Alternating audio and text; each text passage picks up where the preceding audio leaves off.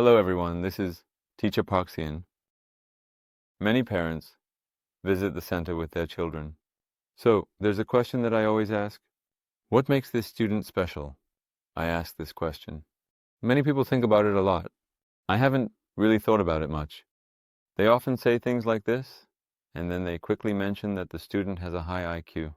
I think they have a good EQ. They often say things like this. Many people do. However, IQ and EQ are aspects of temperament. This temperament refers to the genetic aspects in psychology. So, after the age of 15, no matter what efforts are made, this aspect does not change. Still, sometimes there are parents who scold their own children. Whose genes did this kid inherit to have such a poor brain? So, you know whose genes they might have inherited, right? So, IQ or EQ? It is not at all suitable as a tool to predict the academic development of a person. Of course, it's not a tool that can predict whether someone will succeed or not.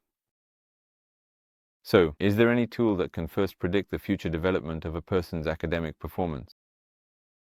Is there any tool that we can feel or experience? There is. That is exactly what people are talking about these days. Meta-minds. It seems that many people have a rough idea about meta-minds, so let me give you a complete explanation. The term meta means high-level. Meta-minds refer to high-level minds, as the name suggests. You can think of it as a characteristic unique to humans. To put it metaphorically, it's like having an eye that observes my own thoughts. That's what metacognition is. For those of you who are hearing about metacognition for the first time today, you might be thinking, I'm a human too, so I should have metacognition, but I'm not sure if I do or not, right? So, I'm going to ask you two questions, and if you answer quickly, you'll realize that you have metacognition. I'll ask you a question. What is the capital of South Korea? Seoul. So, what is the name of the third largest city in Guatemala? You don't know, right? You immediately realize that you didn't know, right? It didn't take a few seconds, did it? This is proof that you also have metacognition. Only we humans can immediately recognize the fact that we don't know something. That's because we have metacognition. These days, the hot topic is AlphaGo.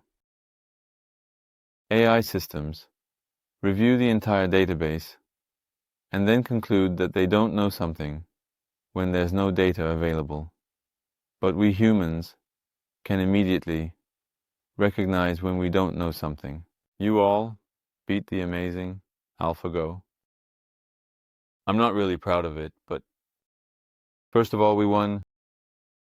This means that humans have an eye that observes their own thoughts.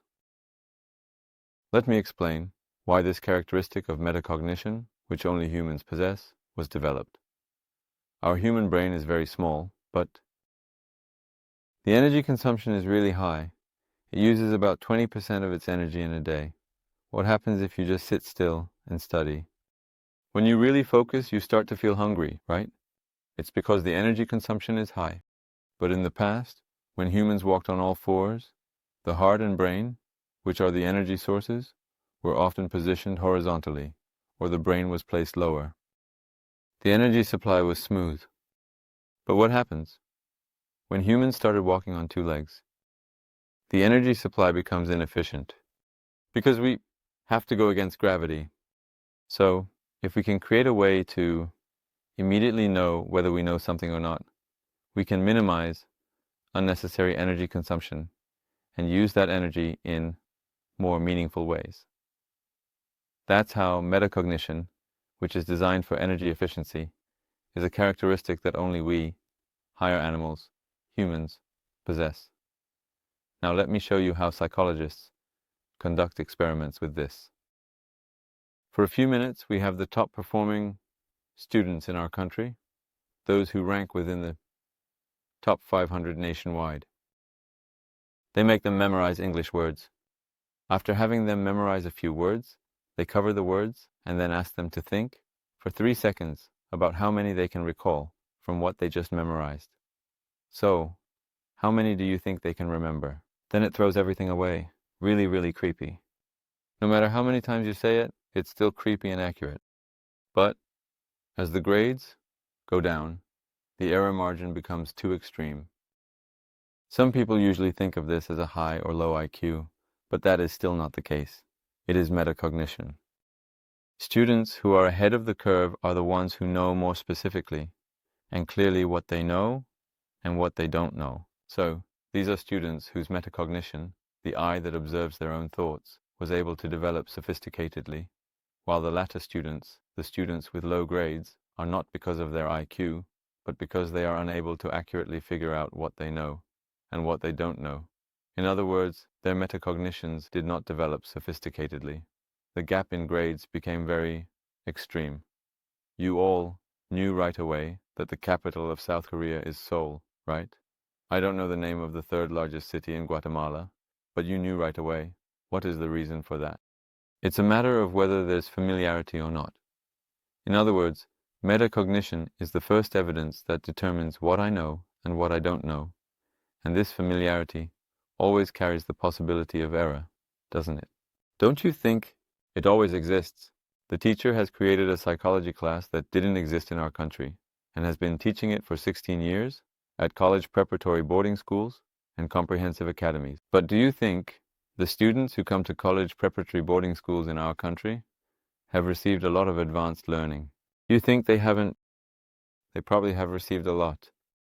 They received a lot of advanced learning beforehand, but it didn't have much effect, unfortunately. Why is it so unfortunate? What went wrong? In the academy, just hearing a concept a few times and becoming familiar with it leads to the illusion that they actually know it.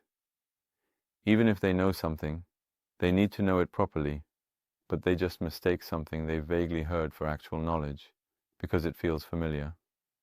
This error stemming from familiarity prevents any further development.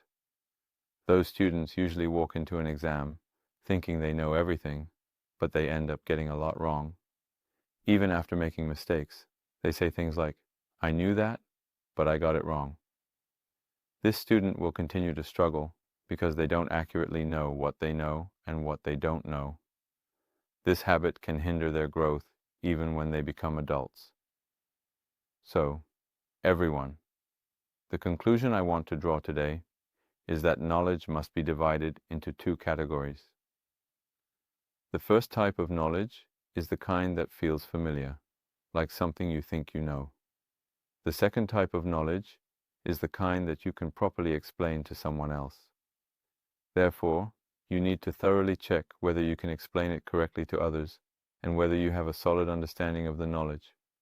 If you do that, not only will your grades improve, but overall, you'll be able to achieve greater success in life compared to others. There was a time when my father's debt exceeded 200 million won. This story goes back about 20 years. When I was around 20 years old, my father's debt had exceeded 200 million won due to being scammed and other issues. There was a time when I thought it was impossible to pay off my father's debt. But what do you think is the reason that this teacher was able to create a class that didn't exist in South Korea and starting in their 20s was able to earn millions and pay off their parents' debt? You can find the answer in what I talked about today. At that time, I met with successful directors who were about the same age as my father and explained to the students how education could truly transform them.